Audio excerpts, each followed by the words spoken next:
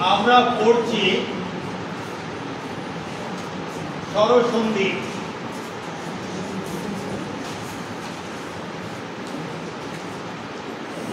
স্বরসন্ধি আমরা বেশ অনেকদিন ধরে পড়ছি, তো একটু সময় বেশি নিচ্ছে এই কারণে যাতে তোমাদের মনের মধ্যে সন্ধির প্রক্রিয়াগুলো সম্বন্ধে স্পষ্ট ধারণা হয়ে যায়।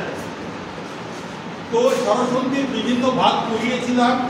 প্রথমে কোনটা করিয়েছিলাম?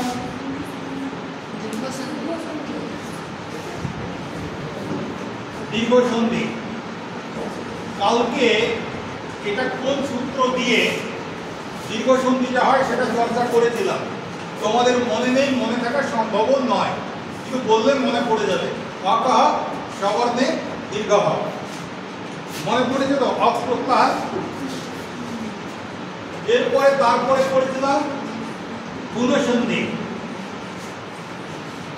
গুণসন্ধি এটা সূত্রটা তোমাদেরকে বলিনি।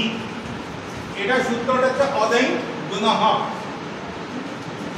অদেং গুণঃ মনে রাখার দরকার নেই, জাস্ট মানে তোমাদের শুধুমাত্র জানার জন্য বললাম। মনে থাকলে ভালো, না থাকলেও কোনো ক্ষতি নেই, পরীক্ষায় এসব আসবে না। আর এটা বাংলার বিষয়ও নয়। তারপরে যে সন্ধিটা করেছিলাম সেটা হচ্ছে বৃদ্ধি সন্ধি।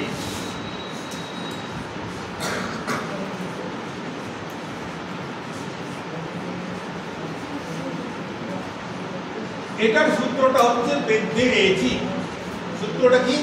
বৃদ্ধি রেচি। এরপরে আমরা চতুর্থ যে এটা করে করছি, আমরা কি আর কিছু করেছি? কি রকমের পর আর কিছু করা হচ্ছে কি? ইয়ং সন্ধি। ইয়ং সন্ধিটা করেছিলাম।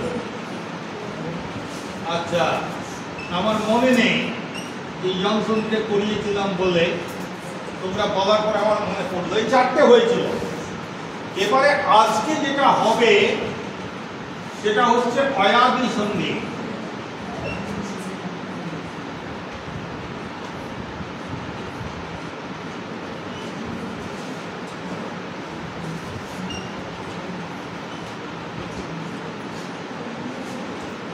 আজকে আমরা করব কি? অয়াদি সন্ধি। তাহলে এই চারটে মুছে দিই যেগুলো আগে হয়ে গেছে। আজকে আমাদের পঞ্চমটা হবে। এবার হচ্ছে অয়াদি মানে কি? এটাকে যদি ভাঙি তাহলে হবে অয় আর আদি।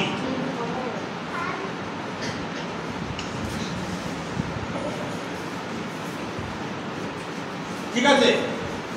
অয় আর আদি মিলে হচ্ছে অয়াদি। বাংলায় আমরা যাকে ইত্যাদি বলি সেটাকে সংস্কৃত ভাষায় আদি বলে। ঠিক আছে? তার মানে অয়াদি মানে অয় ইত্যাদি। অয় ইত্যাদি। তাহলে এই 5 নম্বরে আসবে অয় ইত্যাদি সন্ধি। এবার অয় ইত্যাদি মানে কি? অয় এবং আরো কিছু। সেই আরো কিছুগুলো কি কি? তো এর জন্য যে সূত্রটা আছে সেটা সংস্কৃত ভাষায় সূত্রটা হচ্ছে অয়। এটা খণ্ডত্ব নয়, দেবনাগরী হরফ বেশি যাচ্ছে।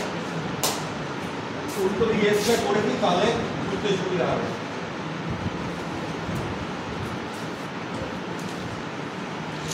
এচয় ভয়াবহ। সূত্রটা কি? এচয় ভয়াবহ। এই যে মাত্রা ছাড়া হ,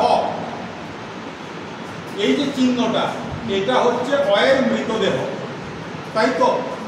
এখানে একটা অ ছিল, সন্ধি হওয়ার ফলে সেই অটা লুপ্ত হয়ে গেছে, কিন্তু যাওয়ার আগে একটা চিহ্নও রেখে দিয়ে চলে গেছে। তার মানে এইটা আসলে কিন্তু অ। এটাকে যদি ভাঙি আমরা তাহলে পাবো এই, তারপরে অয়বায়াবহ, অয়বায়াবহটাকে ভেঙে দিই। অয়, অয়ের পরে কি আছে? ব আছে, তাই তো? এই অন্তস্থটাকে ভেঙে দিলাম, অন্তস্থ যুক্ত স্বরবর্ণ। তারপরে কি আছে? বা আছে, বাটাকে ভেঙে দাও, হলো বযুক্ত আ। এরপর আমাদের অন্তস্থ আকার আছে। তাহলে অন্তস্থ আকার মানে অন্তস্থ যুক্ত আ, অন্তস্থ আকার হলো। তারপরে কি আছে? বহ আছে, বহ। আচ্ছা, সংস্কৃতের সূত্রের কিভাবে মানে করে এটা তোমাদের দরকার নেই, ফালতু সময় নষ্ট। শুধু তোমরা এই বিসর্গটা মুছে দিয়ে বসন্ত করে দাও, মানে আমার হয়ে গেল। এবার এই মানেটা হচ্ছে এচ থেকে হবে অয়, অব, আয় এবং আপ। এচ হ, এ হচ্ছে এচ প্রত্যাহার, বিসর্গটা যেভাবে উড়িয়ে দিলে সেভাবে বিসর্গ উড়িয়ে হসন্ত দিয়ে দাও। তাহলে যদি এচ থাকে, এচ হবে অয়াদি, মানে এচ হবে অয়, অব, আয় আর আপ। এবার এচ মানে কি? এচ হচ্ছে একটা প্রত্যাহার। এচ এর মধ্যে আছে এ, ও, ওই আর ও। এ, ও, ওই এবং ও, এদেরকে বলা হয় একসাথে এচ। ঠিক আছে, কি বললাম? এ, ও, ওই আর ও, এ হচ্ছে এচ। একদম ক্রমানুসারে দেয়া আছে, পরপর দেয়া আছে। এটা হয়ে যাবে অয়, ওটা হয়ে যাবে অব, ওইটা হয়ে যাবে আয় আর ওটা হয়ে যাবে আপ। বোঝা গেছে? এইবার তোমরা তোমাদের বোঝার সুবিধার জন্য এটা অয় হয়, ওইটা আয় হয়, ওটা অব হয়, ওটা আপ হয়, এরকমও তোমরা মনে রাখতে পারো। কখন হয় এটা? কখন হয়? যদি এচ এর পরে কোনো স্বরবর্ণ থাকে, যে কোনো স্বরবর্ণ থাকলে হবে, স্ববর্ণ না ভিন্ন বর্ণ দেখার দরকার নেই। এরপর যদি এও থাকে তবু এই আগের এটা হয় হবে। এরপর যদি অ থাকে তবুও আগের এটা হয় হবে, এরকম সবার ক্ষেত্রে। তাহলে এটা কি হয়ে যাবে? হয় হবে। ওটা কি হয়ে যাবে? অব হবে। ওইটা কি হবে? আয় হবে। আর ওটা কি হবে? আপ হবে।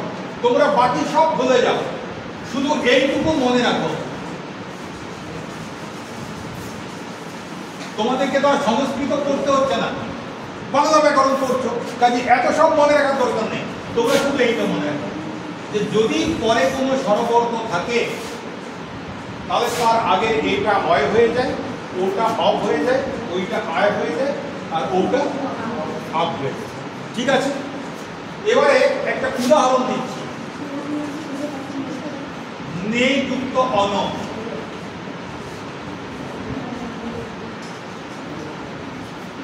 এইটা আমাকে দেয়া আছে, আমাকে বলা হচ্ছে সন্ধি যুক্ত কর। তাহলে আমি নেটাকে আগে ভেঙে দেবো। কেন ভেঙে দেবো? কারণ স্বরবর্ণটা আমাকে আলাদা করতে হবে, আর এইদিকে আমাকে একটা স্বরবর্ণ রাখতে হবে। এই স্বরবর্ণটার পরে একটা স্বরবর্ণ যেন আসে। তাহলে অন, অ, ন যুক্ত অ আমি আর ভাঙলাম না, কারণ এটা আমার তো ভাঙার দরকার নেই।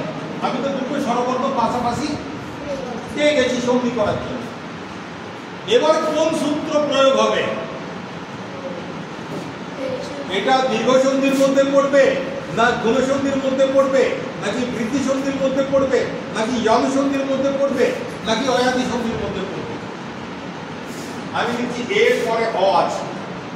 আমি এই মাত্র যে নিয়মটা শিখলাম যে এর পরে যদি কোনো স্বরবর্ণ থাকে তাহলে এটা হয় হবে, তার মানে এই নিয়মে পড়বে এটা। অয়াদি সন্ধির নিয়মে পড়বে।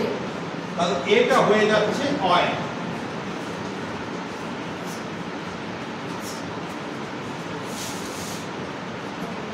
ভাষান্তরটা দিতেই হবে, তাই তো? কিন্তু এইটা কি হবে? কি বললাম? পরেরটার পরিবর্তন হবে কি? আমি কি বললাম যে পরে স্বরবর্ণ থাকলে এটা অয় হয়। আমি কখনো এটা বলিনি এ আর স্বরবর্ণ দুটোই মিলে অয় হয়, এটা আমি বলিনি। এটাই শুধু অয় হবে। তাহলে এই যে অটা রয়েছে, এই অয় কি হবে? এ যেমনকার তেমনি থেকে যাবে, ব্যাস এই হয়ে গেল। বাকি এদিকে যা ছিল তাই তোমরা নামিয়ে দাও। এতদূর বোঝা গেছে? শুধু ব্যঞ্জন বর্ণ দিয়ে তো উচ্চারণ হবে না, তাহলে তারপরে স্বরবর্ণের সঙ্গে যোগ হবে। তাহলে ন আর অ মিলে হচ্ছে ন, হয়েছে? অন্তস্থ আর অ মিলে কি হবে? অন্তস্থ অ। আর এদিকে তো আছে, এগুলো ভাঙিয়ে নেই। কি হলো তাহলে? তাহলে নেই যুক্ত অনুসমান কি হবে? এটা কি সন্ধির উদাহরণ? অয়াদি সন্ধির উদাহরণ। কোন সূত্র দ্বারা? এচয় বায়াবহ। কিন্তু কোন সন্ধির উদাহরণ? অয়াদি সন্ধি। কোন সূত্র দ্বারা? এচয় বায়াবহ। এটা তোমাদের পরীক্ষায় আসবে না, সিলেবাসের বাইরে। এটা তোমাদেরকে শুধু এইটা আসবে, নেই যুক্ত অনুসমান কি হবে? তোমাদেরকে উত্তর করতে হবে নয়ন, অথবা আসবে নয়ন এটাকে সন্ধি বিচ্ছেদ করলে কি কি ভাগ পাওয়া যায়। তখন তোমাদেরকে করতে হবে নয়ন সমান নেই যুক্ত। এই জায়গাটা পরিষ্কার বোঝা গেছে? কে কে বুঝেছে হাত তোলো তো।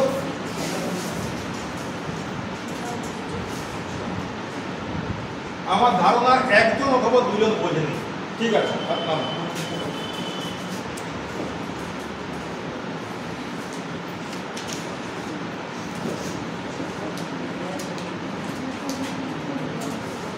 এবারে ওই দিয়ে করি। ঠিক আছে না? ও দিয়ে করব, এরপরে ও আছে তো, ও দিয়ে করব।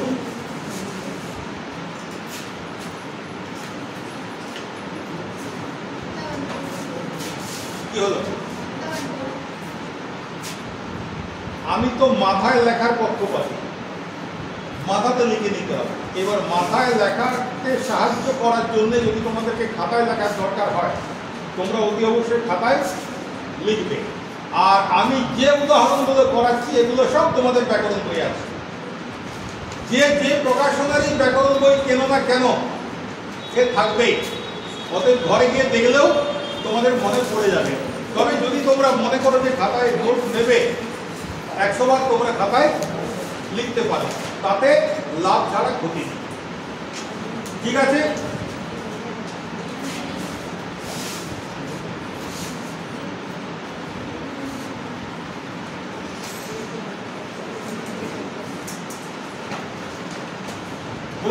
এসো না, এটা সন্ধি বিচ্ছেদ করার আগে এই সম্বন্ধে আমার একটু বক্তব্য আছে। এসো না মানে খোঁজা বা অনুসন্ধান করা। তাহলে গো এসো না মানে কি? গো মানে গরু, আর এসো না মানে খোঁজা। গো এসো না মানে গরু খোঁজা। এরকম আমাদেরকেও পড়তে হয়েছে। শব্দের উৎকর্ষ তার উদাহরণ কি?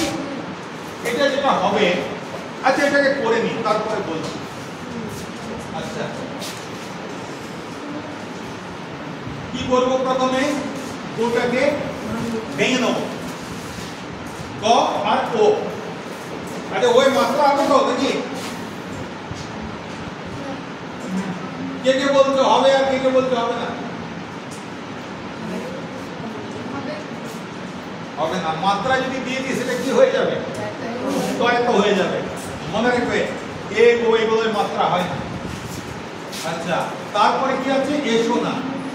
এ তো পেয়ে গেছি, তাহলে সোনাকে বলবো এই সোনা, মানে ওকে দূরে রেখে দেবো।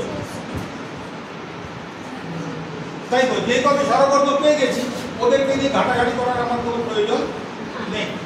দুটো পাশাপাশি স্বরবর্ণ পেয়ে গেল। কোন সূত্র কাজে লাগাবো? ও তারপরে এ আছে, ও এর পরে কোন স্বরবর্ণ থাকলে ওটা অফ হয়। তাহলে এই সূত্র কাজে লাগবে, মানে এই তো ভয়াবহ সূত্র কাজে লাগবে, মানে পয়ানি সন্ধি হবে, তাহলে ওটা হয়ে যাবে অফ। আর এই এটা কি হবে? পরের স্বরবর্ণটা যেমনকার তেমনি থাকবে, তার কোনো পরিবর্তন হবে না। ব্যাস, এই হয়ে গেল। এবার পাশাপাশি যে দুটো ছিল, যে অংশগুলো ছিল সেগুলো বসিয়ে দিলাম। হয়েছে। এরপর কি করব? এই ব্যঞ্জন বর্ণের সঙ্গে পাশে স্বরবর্ণ থাকলে যুক্ত হবে, তাহলে গয়ের সঙ্গে অ যোগ করলে গ হয়ে যাচ্ছে, গয়ের সঙ্গে এ যোগ করলে কি হয়ে যাচ্ছে? বে হয়ে যাচ্ছে। আর এই খানা এটা আগের থেকে যেমন ছিল তেমনি হয়ে গেছে। তাহলে আমার উত্তরটা হলো গবেষণা। গবেষণা। আচ্ছা, এবার গবেষণা এই বিষয়টা নিয়ে আমি তোমাদেরকে যেটা বলছিলাম, গবেষণা মানে কি? কি বললো? গরু খোঁজা। আমাদেরকে পড়তে হয়েছে, তোমরাও একটু বড় হয়ে পড়বে, যে শব্দের উৎকর্ষ, মানে শব্দের অর্থে কিভাবে উন্নতি হয়, শব্দ অর্থের উৎকর্ষ। তার উদাহরণ দিতে গিয়ে বড় বড় পণ্ডিতদের বইয়ে দেখেছে, দেখা যাচ্ছে উদাহরণ দিয়েছে গবেষণা। এটার আগে অর্থ ছিল গরু খোঁজা, আর এখন অর্থ হয়েছে সায়েন্টিফিক রিসার্চ। তাই তো পণ্ডিতেরা বলেন, কিন্তু আমার মতে কি পুরো একটি ভুল উদাহরণ। গবেষণা মানে কোনোদিনই গরু খোঁজা ছিল না, ছিল না, ছিল না। যদি তোমরা সংস্কৃত অভিধান দেখো তাহলে দেখবে গৌ শব্দের অনেকগুলো অর্থ আছে, তার মধ্যে একটা অর্থ হচ্ছে পৃথিবী। গৌ শব্দের একটা অর্থ হচ্ছে পৃথিবী। গো মানে গরু, গো মানে গরু, গো মানে শুধু গরু, এটা শুধু গরুটাই বলে, ঠিক আছে? হ্যাঁ, গোয়ের একটা অর্থ গরু, এবং আমাদের মধ্যে প্রচলিত অর্থটা হচ্ছে গোয়ের অর্থ গরু, কিন্তু এর বাইরেও গো শব্দের অনেকগুলো অর্থ আছে, তার মধ্যে একটা অর্থ হচ্ছে পৃথিবী। আর গবেষণা মানে অনুসন্ধান করে। তাহলে পৃথিবীর যাবতীয় বিষয় সম্বন্ধে অনুসন্ধানকেই গবেষণা বলা হয়। তাহলে যারা পদার্থ বিজ্ঞান নিয়ে নতুন কিছু করার চেষ্টা করছেন সেটাও গবেষণা। অঙ্কে যারা নতুন কিছু করার চেষ্টা করছেন সেটাও গবেষণা। মেডিসিন, চিকিৎসা বিজ্ঞান নিয়ে যারা নতুন নতুন কিছু করার চেষ্টা করছেন সেটাও গবেষণা। গবেষণা কখনোই গরু খোঁজা ছিল না, আজও গবেষণা গরু খোঁজা নয়। জ্ঞানের সন্ধান, পৃথিবীর সঙ্গে সম্পর্কিত যে কোনো বিষয়ে জ্ঞানের অনুসন্ধানকে বলা হয় গবেষণা। যদিও ঘন্টা পড়ে গেছে, তবু এই দুটো উদাহরণ একটু পড়িয়ে দিই, তোমরা একটু ধৈর্য ধরে দেখে নাও। গৈযুক্ত অক,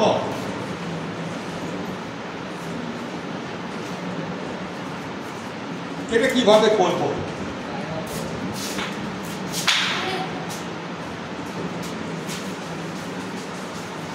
শিক্ষকের হাত থেকে ডাক্তার পড়ে যাওয়াটা বিশাল লজ্জাজনক, কি হয় কিনা? নার্সের হাত থেকে যদি সিরিঞ্জ পড়ে যায় ভালো লাগবে? ডাক্তারের হাত থেকে স্টেথোস্কোপ পড়ে যায় ভালো লাগবে? আচ্ছা, তো এই যে কইটা কি করব? ক, তার সঙ্গে কি স্বরবর্ণ আছে? এ আছে, আর যুক্ত অক, দুটো স্বরবর্ণ পাশাপাশি এসেছে। দুটো স্বরবর্ণ যদি পাশাপাশি আসে, তার প্রথম স্বরবর্ণটা কি আছে? ওই। তাহলে ওই এর পরে কোনো স্বরবর্ণ তাহলে কি হয় ওইটা আয় পরিণত হয়, তাহলে ওইটা হয়ে যাবে আয় আয় আয় আয় আয়, তাই তো? ওটা কি হবে? যেমনকার তেমনি থেকে যাবে। এই কটা কি হবে? যেমনকার তেমনি থেকে যাবে। এই কটা কি হবে? যেমনকার তেমনি থেকে যাবে। হয়েছে এতটা? এবারে গয়ের সঙ্গে আ যোগ করে হবে গা, ইয়ের সঙ্গে অ যোগ করে হবে য়, আর অ যেমনকার তেমনি, তাহলে বই যুক্ত অত হয়ে গেল কি?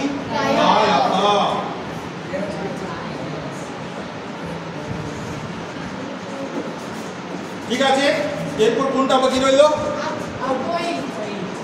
ও ও বাকি রয়ে গেল। ও ও ও করে কারটাকে ও ও কারা করে? কুকুর। আর কেউ যদি রাত্রিবেলায় যাচ্ছি আর কুকুরের পিছনে করলো ভৌ, তখন আমার মুখ দিয়ে কি বেরিয়ে আসবে? ভূত। ঠিক আছে, বউ যুক্ত উক, বউটা ভালো বর্ণ বিশ্লেষণ করলে কি পাবো? ভয় পরে কি আছে? ও আছে তো, তাহলে ভয়ের পরে ও আছে, যুক্ত হ্রস্ব ক আছে। দুটো স্বরবর্ণ পাশাপাশি কোথায় আছে? ও আর ও। তাহলে ও এর পর যদি যে কোনো স্বরবর্ণ থাকুক, ওটা কি হয়? আব হয়। তাহলে ও এর জায়গায় লিখলাম আব।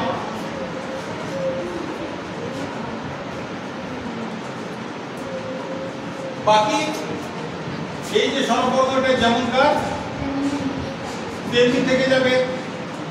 বাকি যারা আছে তাদেরকে যথারীতি নিজের নিজের জায়গায় বসিয়ে দাও। হয়েছে? এবার কি হবে? ব্যঞ্জনের সঙ্গে স্বর যোগ হবে, ব্যঞ্জনটা তার পরবর্তী স্বরের সঙ্গে যোগ হবে। ভয়ে আ যোগ করলে কি হয়? হ্যাঁ। ভয়ে উ যোগ করলে কি হয়? উ। আর এ কেউ কোথাও নেই কিছু, এটা কোথাও তেমনি নেমে যাবে। তাহলে এটা হলো ক। তাহলে ভৌ যুক্ত ক সমান কি হলো? ভাবু ক। ভাবু। তাহলে আজকে তোমাদের অয়াদি সন্ধি সম্পূর্ণ হয়ে গেল। স্বরসন্ধি 10 রকমের হয়, তার মধ্যে এই 5 রকমের আমাদের বাংলায় হয়। ঠিক আছে, বাকি 5 রকম বাংলায় হয় না, এগুলো সংস্কৃতে হয়। 5টা নিয়ম তোমরা ভালো করে জানার পর এর পরের ক্লাসে আমরা কিছু বেয়াড়া ছেলের কথা আলোচনা করব। বেয়াড়া ছেলে মানে যারা কোনো কথাবার্তা শুনতে চায় না, যারা নিয়ম কানুন মানে না। তো সন্ধির জগতেও এরকম কতগুলো বেয়াড়া ছেলে আছে যারা নিয়ম না মেনেই সন্ধি করে। তাদেরকে আমরা নাম দিয়েছি নিপাতনে সিদ্ধ। কি নাম দিয়েছি? এর পরের ক্লাসে আমরা করবো নিপাতনে সিদ্ধ স্বরসন্ধি। ঠিক আছে, তাহলে আজকে এই পর্যন্তই। ঘরে কিন্তু পড়বে।